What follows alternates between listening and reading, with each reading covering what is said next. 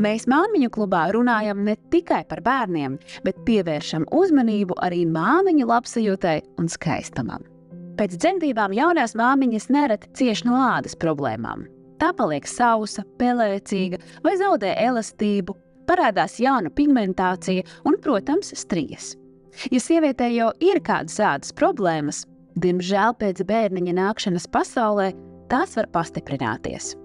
Dodamies pie ārsta dermatologa, lai rastu atbildes par jaunās māmiņas ādu.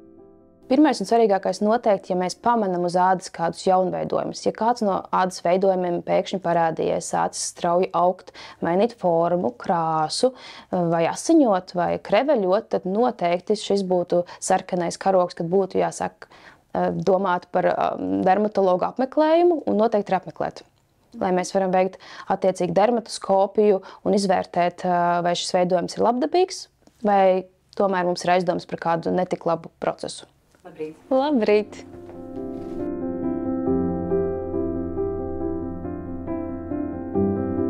Šeit redzams jūsu āda, gan makrofoto, gan dermatoskopiski. Ko mēs principā redzam? Redzam gan asinsvadu komponenti, ka pēc grūtniecības tomēr ir pastiprinājusies apsārtums, kā arī pigmentācija jauna ir. Tāpēc šajā situācijā noteikti ir arī redzams bišķiņa ādas sausums, kā rezultātā noteikti man prasās gan šīs intensīvi pulsējošās gaismas apstrādes procedūras, gan arī viegls, delikāts ķīmiskais pīlings, un mājas kopšana noteikti arī ir ļoti svarīga.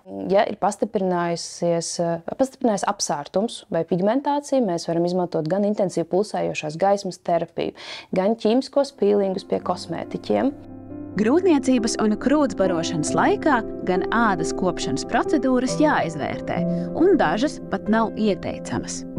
Rekomendētu sākt veikt procedūras vidēji 3 līdz 6 mēnešus pēc laktācijas beigām, kad hormonālā sistēma jau būs atgriezusies normas robežās. Laktācijas periodā mēs varam apmeklēt estētikas speciālistus droši, bet veikt maigākas, delikātākas procedūras, vairāk uz mitrināšanu, sejas masāžu un tādu labbūtību.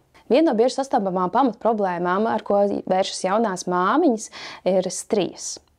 Un arī tā mums ir savi risinājumi, kur mēs varam veiksmīgi apstrādāt gan ar asinsvadu lāzeru, lai mazinātu ādas sārtumu, gan vēlāk turpmāk arī slīpēt, lai padarītu strijas mazāk redzamas. Tomēr jāsaprot, ka pilnībā likvidēt strijas nav iespējams. Procedūras rezultātā tiek normalizēta tauku dziedzeru darbība, samazinātas poras. Āda tiek tonizēta, kļūst gaišāka un vienmērīgāka. Rūpes par savu ādu ir pienākums visa gada garumā.